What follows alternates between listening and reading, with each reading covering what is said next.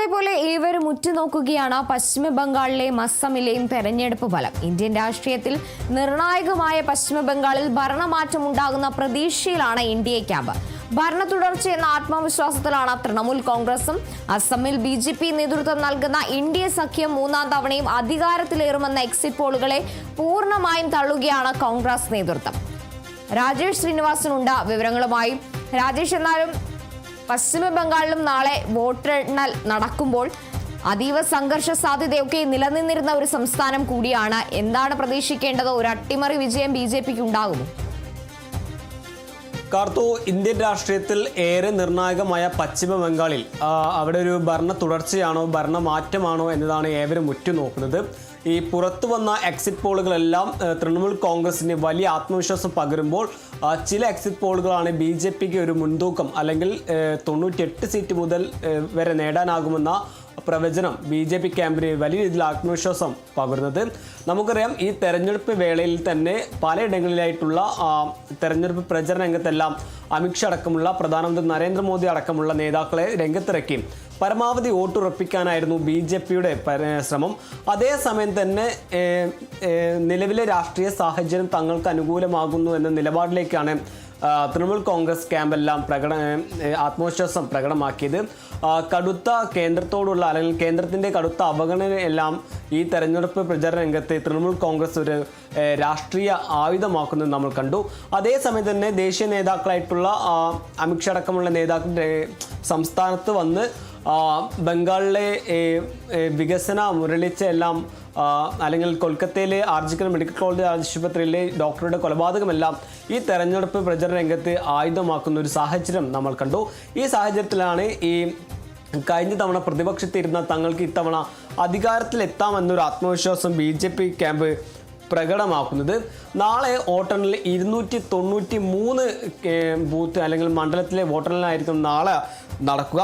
കഴിഞ്ഞ ദിവസമായിരുന്നു ഫാൾട്ട നിയമസഭയിൽ റീപോളിംഗ് നടന്നത്. എന്നാൽ ഈ റീപോളിംഗ് സമയത്ത് പലയിടങ്ങളിലും അക്രമ സംഭവങ്ങൾ 15ഓളം ബൂത്തുകളിൽ അക്രമ സംഭവങ്ങൾ റിപ്പോർട്ട് ചെയ്ത സാഹചര്യത്തിലാണ് ഇതിൽ മണ്ഡലത്തിൽ വീണ്ടും വോട്ടെടുപ്പ് നടത്താൻ തെരഞ്ഞെടുപ്പ് കമ്മീഷൻ നിയോഗിച്ചിട്ടുള്ളത്.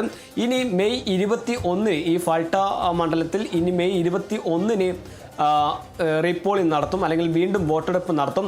അതിൻ്റെ ഫലം വരിക മെയ് 24 അതേസമയം തന്നെ നാളെ 293 മണ്ഡലത്തിലെ വോട്ടെണ്ണലായിരിക്കും പുറത്തുവിടുക എന്നാണ് ഇപ്പോൾ തെരഞ്ഞെടുപ്പ് കമ്മീഷൻ അറിയിച്ചിട്ടുള്ളത്.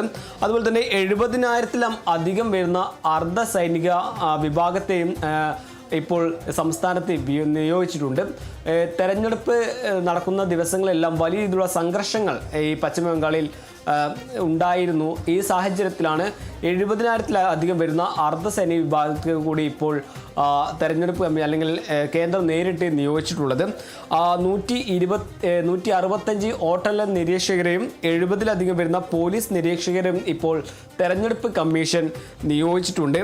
ഇത് പശ്ചിമ ബംഗാളിലെ സംഘർഷ സാഹചര്യം കണക്കിലെടുത്താണ് ഇപ്പോൾ തെരഞ്ഞെടുപ്പ് കമ്മീഷൻ 165 വോട്ടെണ്ണൽ നിരീക്ഷകരെയും 70-ലധികം വരുന്ന പോലീസ് നിരീക്ഷകരെയും ഇപ്പോൾ സംസ്ഥാനത്ത് വിന്യസിച്ചിട്ടുള്ളത്. വോട്ടെണ്ണൽ പ്രക്രിയ സുരക്ഷിതവും സമാധാനപരവും ഭീഷണിരഹിതവുമായി നടക്കണമെന്ന ലക്ഷ്യത്തോടു കൂടിയാണ് 165-ലധികം വരുന്ന വോട്ടെണ്ണൽ നിരീക്ഷകരെയും 70-ലധികം വരുന്ന പോലീസ് നിരീക്ഷകരെയും ഇപ്പോൾ സംസ്ഥാനത്ത് നിയോഗിച്ചിട്ടുള്ളത് എന്നാണ് തെരഞ്ഞെടുപ്പ് കമ്മീഷൻ അറിയിക്കുന്നത്. അതേസമയത്തിന് മറ്റൊരു പ്രധാനപ്പെട്ട സംസ്ഥാനമായിട്ടുള്ള ആസാമും BJP വലിയ പ്രതീക്ഷ വെക്കുന്ന ഒരു മണ്ഡലമാണ്. ഒരു ഭരണ തുടർച്ച BJPക്ക് ഉണ്ടാകുമെന്ന ആത്മവിശ്വാസമാണ് BJP ക്യാമ്പ് പ്രകടമാക്കുന്നത്. അതേസമയം തന്നെ ഈ കഴിഞ്ഞ ദിവസങ്ങൾ പുറത്തു വന്ന എക്സിറ്റ് പോളുകളെ പൂർണ്ണമായും തള്ളുകയാണ് കോൺഗ്രസ് ക്യാമ്പ് എന്ന് പറയുന്നത്. അതേസമയം തന്നെ ഈ തെരഞ്ഞെടുപ്പിൻ്റെ ഫലം പുറത്തു വരാൻ അല്ലെങ്കിൽ ഒരു ദിവസം മാത്രം ബാക്കി നിൽക്കെ കോൺഗ്രസ് ഒരു നിർണായക നീക്കത്തിലേക്ക് കടന്നു.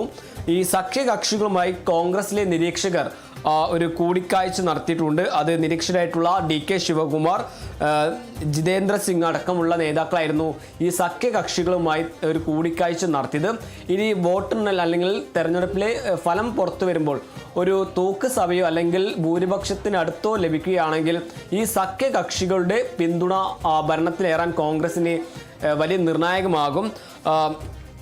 ഏകദേശം വരുന്ന 126 സീറ്റാണ് ആസാമിലുള്ളത്. അതേസമയത്ത് തന്നെ 294 സീറ്റും ബംഗാളിലുമുണ്ട്. അങ്ങനെ BJP ക്യാമ്പ് വലിയ രീതിയിലുള്ള ഒരു ആത്മവിശ്വാസമാണ് ബംഗാളിനെ സംബന്ധിച്ചോളം പ്രകടമാക്കുന്നത്. എന്തായാലും നാളെ അറിയാം BJP അധികാരത്തിലെത്തും, അല്ലെങ്കിൽ ഈ ബംഗാളിലെ രാഷ്ട്രീയ ചരിത്രത്തിൽ ആദ്യമായി BJP സംസ്ഥാനത്ത് അധികാരം പിടിക്കുമോ, അതേസമയം തന്നെ ആസാമിൽ ഒരു ഭരണ തുടർച്ച ഉണ്ടാകുമോ, ഈ പുറത്തു വന്ന എക്സിറ്റ് പോളുകളെല്ലാം തള്ളുന്ന കോൺഗ്രസിന് ഒരു പൂർണ്ണ പിന്തുണയോടെ ഈ അധികാരത്തിലേറാൻ സാധിക്കുമോ എന്നത് നാളെ അറിയാം. എന്തായാലും സംഘർഷ സാഹചര്യം കണക്കിലെടുത്ത് ഇരു സംസ്ഥാനങ്ങളിലും കേന്ദ്രസേന അല്ലെങ്കിൽ അർദ്ധസൈനിക സേനയെ വിഭാഗങ്ങളെ വിന്യസിച്ചിട്ടുണ്ട്. കാർത്തു. ശരി, വ്യക്തമാണ്. രാജേഷ് ശ്രീനിവാസനാണ് വിവരങ്ങൾ നൽകിയത്.